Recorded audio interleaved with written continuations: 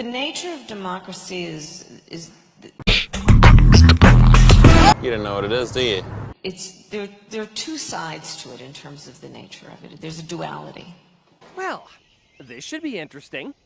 On the one hand, when democracy is intact, it is incredibly strong in terms of the strength it bestows on the individuals in terms of their rights and their freedoms. Uh-huh. Incredibly strong in terms of what it does for its people. Can we get to the goddamn point, please? On the other hand, Oh boy.